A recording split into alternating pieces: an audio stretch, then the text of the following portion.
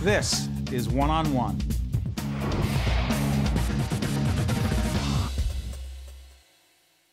Anthony Laciura is an actor on the hit HBO series Boardwalk Empire. I hated to see him go the way he went because we needed you, but you got so many great things going on. I got to tell you something. You were the best. You are the best. You helped make that series so special. I'm sorry, I'm fawning all over you. We shouldn't do that. No, do it. How great? I didn't want to go either. How great an experience has this been for you? So spectacular. You know, when all this first happened, Steve Buscemi said, well, you know, it has given you, it's helped your profile. And I said, what do you mean helped my profile? It gave me a profile as a screen actor. I had a profile as an opera singer because that's where I came before that. For a lot of years. By the way, we should let people know you play Eddie. Eddie Kessler. Who in real life is Lou Kessel. Lou Kessel, who was, in fact, Nucky Johnson, who was Nucky Thompson, right? They changed the names to protect the innocent and the guilty. Stephen Buscemi plays Nucky Thompson. You are his confidant and... His man about town. No, his jack of all trades, his man Friday. And toward everything. Not his attorney, but certainly his...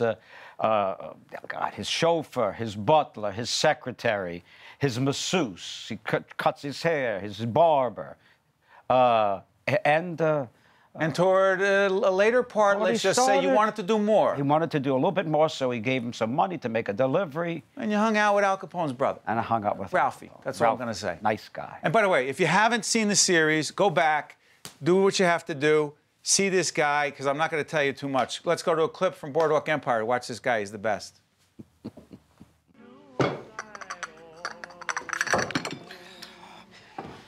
I will clean it. It's not important. It is important to me. It's only coffee. Everything is only something. I have no idea what that means. Eddie. Eddie. Eddie, could you, please, thank you.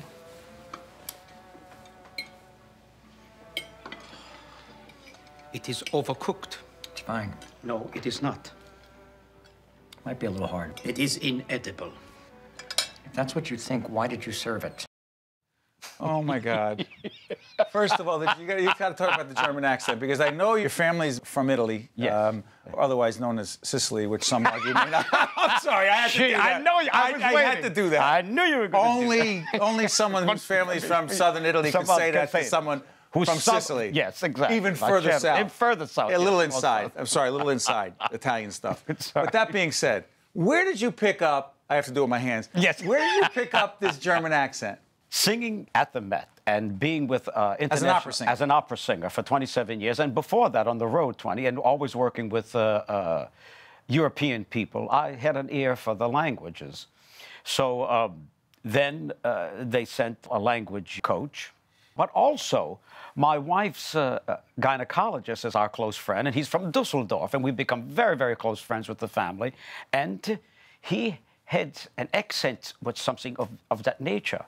So it was not a hard German accent, but it was very comfortable and somewhat soft, not as opposed to something of this nature, but it was a soft German accent. So I chose to do the softer of the German accents. I did ask Marty, I said... Oh, excuse me, you just can't do that. Oh, what? You don't just say Marty like that on excuse public me, television. Mr. Scorsese. So don't do that. Mr. Scorsese. So when you did this audition for Martin Scorsese, yes. We say the full name here. We say the full name. On PBS. One-on-one, PBS. Yes, yes. Who, by the way, if you can get him to do the show, we'd appreciate it. We've been asking for 10 years. So when you did it for Marty, yes. He says... No, don't do a heavy Yiddish accent. Lou had a heavy Yiddish accent. Oh, he did? Oh, yeah, they were, yes. Lou Kessel, the guy that was based on. Of course, also, Lou was my height, but 260 pounds. He was a bone crusher.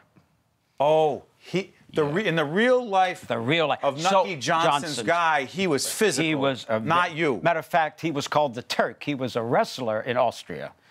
And I don't know if he did any in America, but he was a bouncer. He did all kinds of things until he got work with Nucky.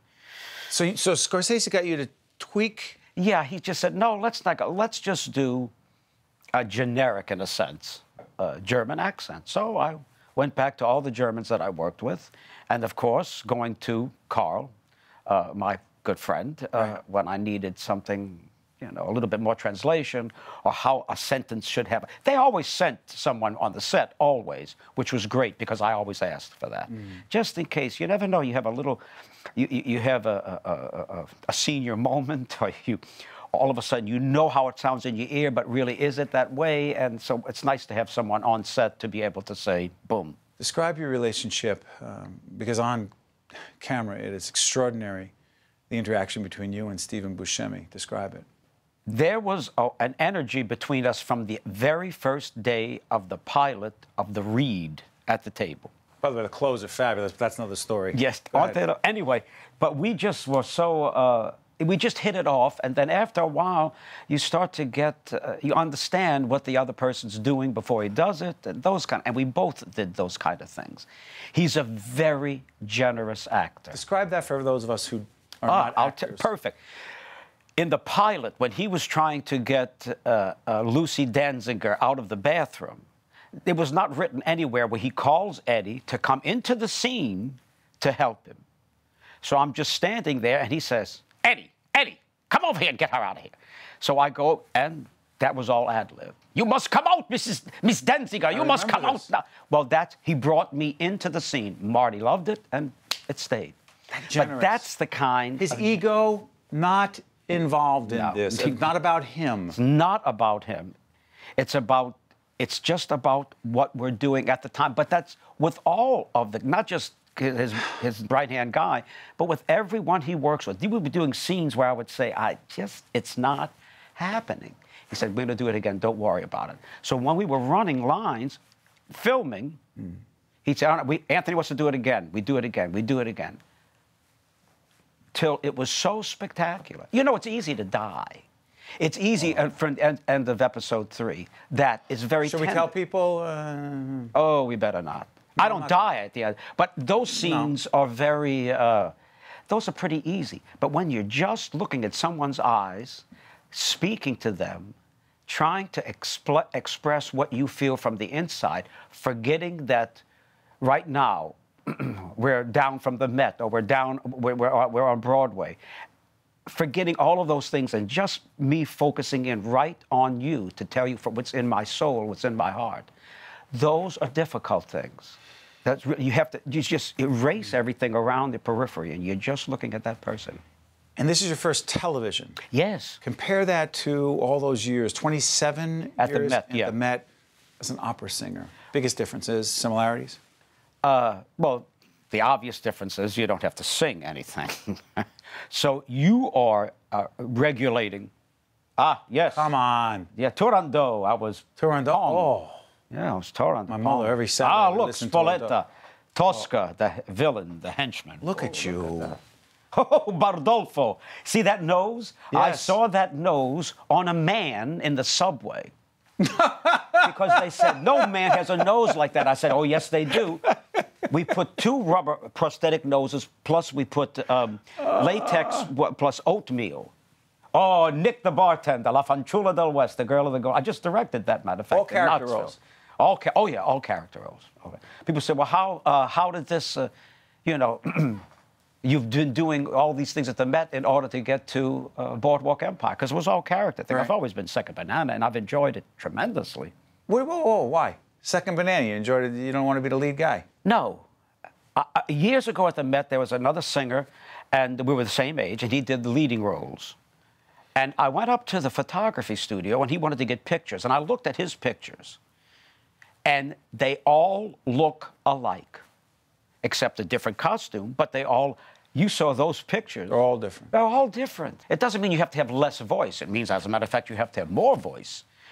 And you have to have a lot of study, because I have to learn your role as well as mine so that I know how to fit in another language. So it's kind of wild. This, you don't have to, well, you don't have to worry so much unless you're doing an accent and you're supposed to be German. But it's certainly not like singing. What an incredibly diverse career you've had. Oh, it's been wild. And by the way, I hate to do this, but I need to ask you. You're doing something after, we just heard before I was walking in the studio, House of Connolly, what's going on? Yes, this is a play, House of Connolly, that's going to take place at the, it opens January 23rd Right. to February 9th. Young cast. This play hasn't been done. It was the group theater 80 years ago. It's being revived after 80 years with the original ending, which is so shocking. It's a play about the South and how this particular House of Connolly really doesn't want to let the new generation in. You do not have a Southern accent. I most certainly do, sir. I play Uncle Bob. Now, Uncle Bob is an aristocratic gentleman. He is around 65 years old, you understand. And he, of course, lives in the house of Connolly. And he he enjoys drinking. He feels that on an occasion, one must drink. And it seems to me that waking up would be a wonderful occasion for us to have a little bit. Don't you think so, sir? I believe that. Of course, he loves young ladies. Of course. Isn't that interesting? How can that be? No, how do you do this? Well, we were talking before about your background. Even though I'm from New Orleans, which has no accent like that, I grew up with people from Port Sulphur, and Port Sulphur people, one gentleman, Leander H. Perez, who was a big politician, and that's how he, come over here, Anthony, I want to show you something. Do you enjoy bourbon? I'm only 15. Well, that's when you're supposed to start. Come over here, have a bourbon with you, Leander. You must have a hell of an ear. It works. And then stuff comes back to you and you... Yeah, Wow. It does. It works. You love what you do? I love what I do. I love waking up. What's up with that? Seriously? Seriously? I'm being serious. My whole life has been a gift. It truly, truly has. Everything. It's just, I was gifted with a great voice, and things opened up for me.